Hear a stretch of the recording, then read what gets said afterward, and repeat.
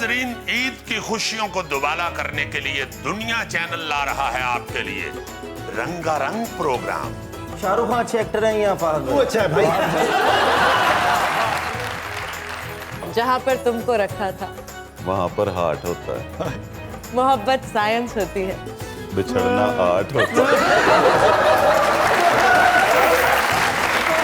On the front Eid special पे सुरों के बादशाह, रस घोलती आवाज राहत फतेह अली खान साहब के साथ आपको और हमारा साथ रहेंगे। गम है या खुशी है तू,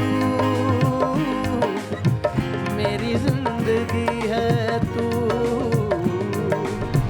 24 के सितारों से होगी मुज़ाकरात में मुलाकात।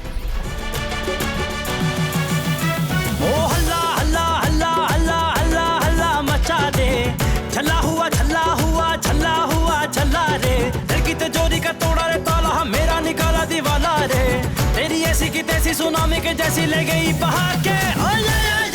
तो जब लगे इस ईद को हस्बे हाल का तड़का, तो कैसे ना हो इसका मजा दोबाला। मैं और गौरी इस वक्त पढ़े लिखे लग रहे हैं। मेरा ख्याल है ईद वाले दिन सफेद शलवार कमीज पढ़े लिखे लड़के पहनते हैं। वैसे लिबास देख के अगर अंदाजा लगाया जाए तो गौरी इस वक्त जाली वाला दानिश्वर लग रहा है। तो देखिए ईद के दिलकश रंग, ईद दुनिया के संग।